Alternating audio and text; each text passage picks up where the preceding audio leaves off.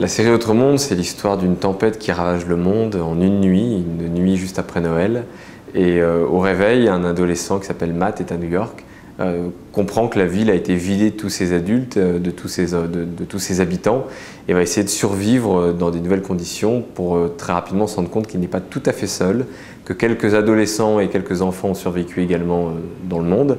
Ils vont se rassembler, essayer de construire une nouvelle civilisation, pour bientôt réaliser également que des adultes ont survécu mais qui n'ont plus aucune mémoire, qu'en face il y a une reine assez tyrannique qui essaye de les guider et l'affrontement commence entre les adultes d'une part et les enfants d'autre part. Et c'est l'histoire finalement de comment un groupe d'adolescents va essayer de s'organiser pour comprendre ce qu'est devenu le monde après un bouleversement majeur. Est-ce qu'il y a une explication derrière avec la Terre, une explication écologique ou autre? Et c'est aussi un récit d'aventure finalement, un hommage à tous ces auteurs qui moi m'ont passionné quand j'étais enfant, que ce soit Tolkien, Golding ou Mark Twain.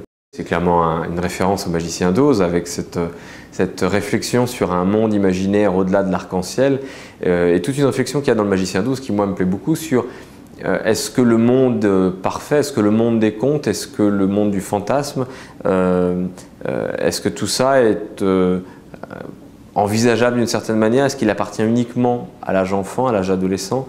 Est-ce qu'il n'est pas lié à une certaine forme de schizophrénie lorsqu'on l'atteint, lorsqu'on parvient à vivre d'une forme d'utopie? Voilà, j'avais envie de poser toutes ces questions. Est-ce que le monde parfait est plausible ailleurs que dans la folie ou dans le fantasme? Et finalement, Oz, c'est ça, c'est une réflexion sur ce qui existe de l'autre côté de l'arc-en-ciel et donc de l'autre côté de notre imagination.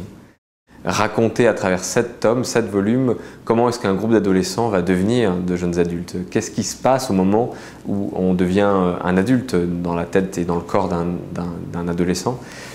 Je me posais cette question parce que moi, ça m'a fasciné pendant des années. Je me suis mis à écrire à l'époque où j'étais en train de devenir un jeune adulte. Et un de mes premiers romans, Le 5e règne, c'était un moyen de faire le deuil de mon adolescence.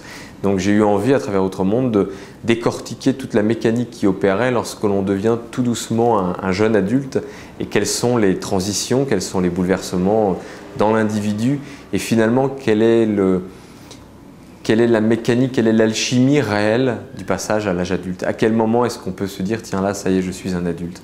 J'ai eu envie de m'interroger là-dessus, j'ai envie de raconter cette histoire-là, d'où le fait qu'il y ait 7 volumes dans Autre Monde, il faut un peu de temps pour en parler.